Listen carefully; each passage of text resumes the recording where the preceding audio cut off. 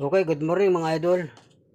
Naputo lang ganito to, ayusin natin to. Yung pinagtutornilyuhan dito, yung dito siya, tapos may tornilyuhan dito, naputol. Ito yung mga kaputol oh. Ito, andito pa isa. Ito, dapat nakaganyan yan dyan oh. Ganyan. Diyan yan itinutornilyo eh, yung ganyan. Ayan oh. Tatlo yung naputol, pero yung narito buo. Ayan oh. Buo ito. Ito naputol. Tatlo naputol. Yung nandito. Ito. Putol din. Saka yan. Importante yan kasi dito hinahawakan yan pagka binibitbit. Dito hinahawakan yan eh. Hinihila. Ngayon, siguro kakahila. Dito bumigay ito. Mga ganito. Yung dito kumakapit yung screw eh. Ngayon, hindi na natin ito babalik. Gagawa na lang natin ang paraan yan. Pero yung isa, yung nag-iisang natitira ito. Okay yan dyan. Yan lang magpapatibay dyan. Yan. At saka, sabi na may-ari, lagyan na ng antena. Lagyan na ng antena. Meron naman siyang antena, kaya lang nasa loob ito. Itong wire na ito. Nasa loob eh. Di ilalabas ko para magkaroon siya ng reception maganda sa FM. Mamaya, makikita nyo kung paano paglagay ng antena. At ito muna ang uunahin natin. Isalpak muna ito rito.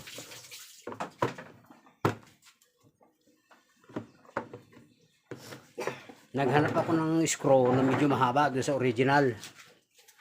Ito mga screw na to. Ito yung original niya oh. Nakapasak dyan yan. Ito. Siyempre yung original maikli kasi meron siyang poste doon. Ngayon, wala na yung poste, hinabaan ko yung ipapalit sa kanya. Para-paraan lang. Okay. Simulan na natin. Ito. Ito, dati nang meron. May poste na yan. Okay na yan.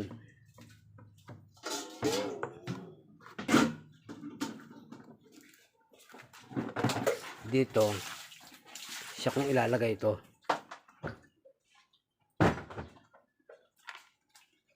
Yan.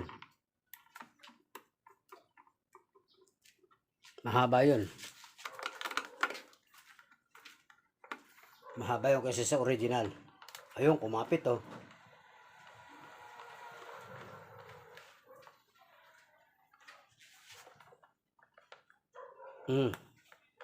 Kumapit. Ito yung hindi nasira. Ito yun. Nandyan yung kanyang poste. Hindi man nasira yung poste nito eh. Ayan. Babalik din sa tibay yan.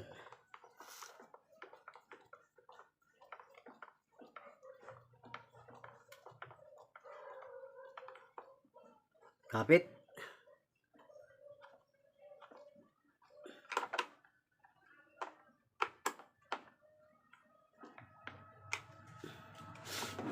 May dalawa pa. Ito. Tsaka ito.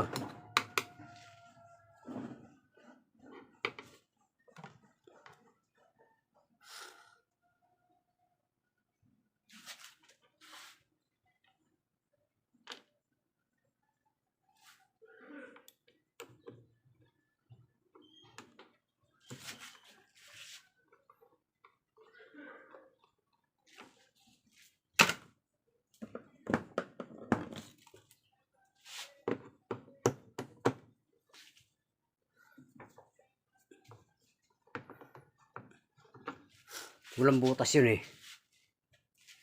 Nandito yung pinanggalingan niya no. Ito yung posting na naputol sa kanya.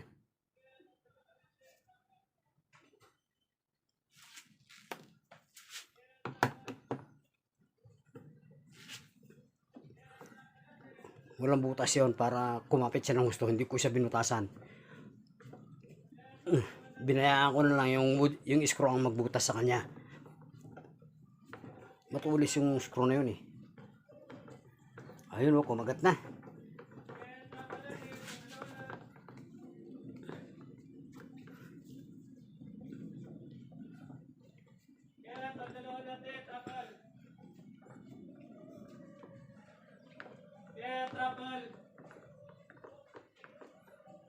Ayos. May isa pa. Ito.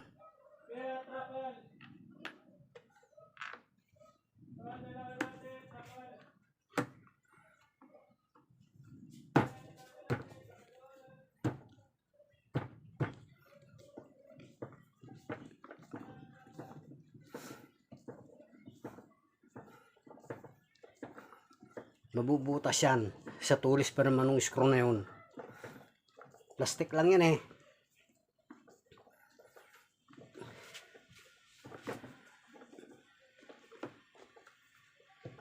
Padiin ko siyang iniikot. Padiin. Para bumutas. Ayan. Kumapit na. Nakabutas na yun eh.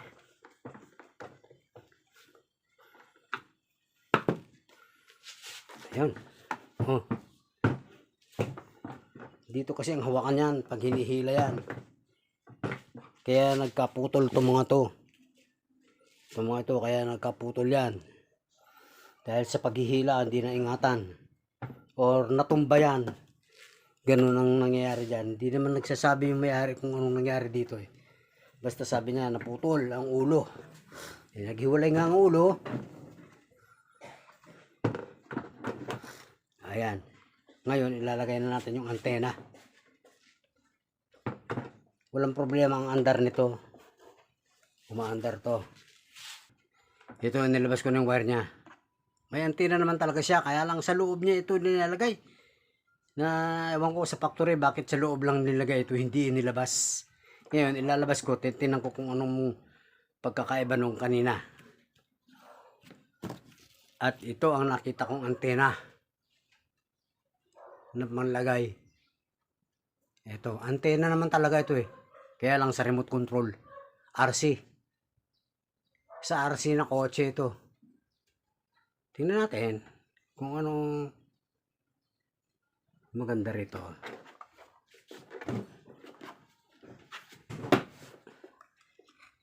Tutornilyo ko lang naman yan dyan. I-attach ko lang itong wire nito. Attach ng wire. Lagyan natin ang paraan kung paano siya maging matibay pag nag-attach ng wire.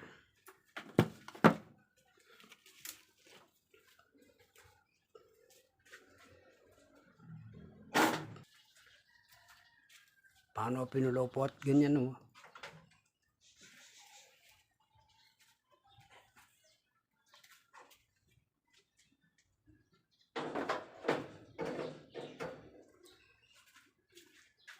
Pagkatapos may pulupot yan, isusolda ko pa yan.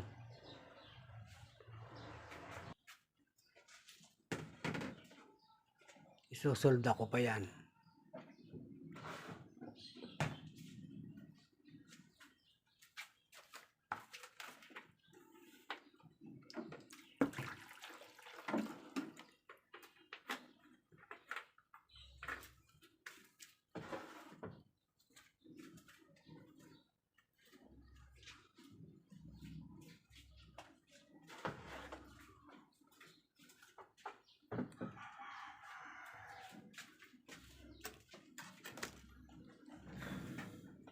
Aray, init.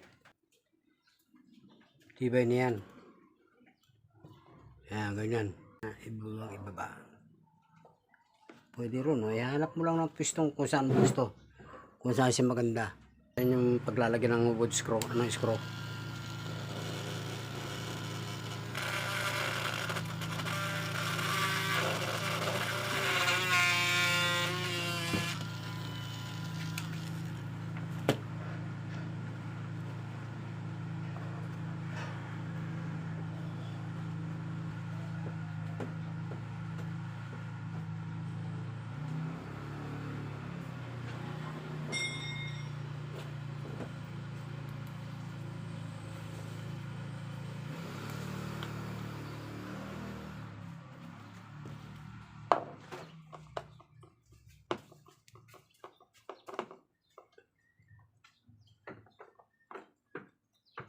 papasok yan. Nakadrill yan eh. May barena yan eh.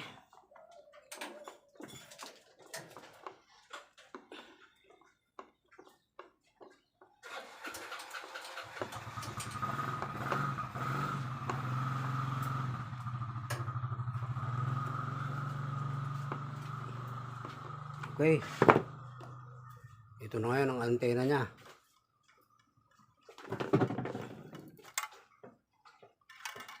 Matibay ang antena na yan. Yan.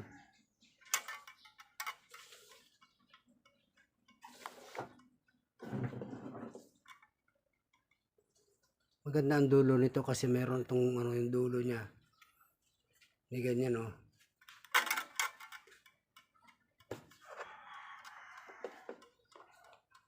Checkin ko lang kung yung wire walang sinasabitan.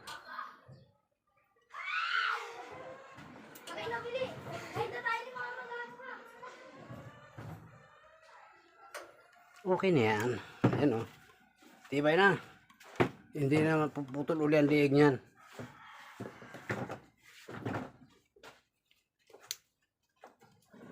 Testingin natin. Tingnan natin yung kanyang FM. Fresh shampoo for impressive hair. Yun. 91.5. Luminaw.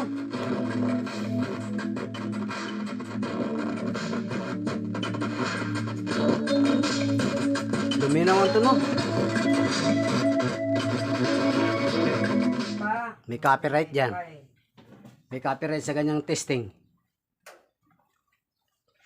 Alam na may copyright sa ganyang mga testing eh. Salamat po sa panonood mga idol at saka mga dear viewers, subscribers, followers. Salamat sa inyo sa another video na naman po. Huwag makalimot po mag-subscribe. Kung naibigan po ang video, mag-like. Okay. Salamat.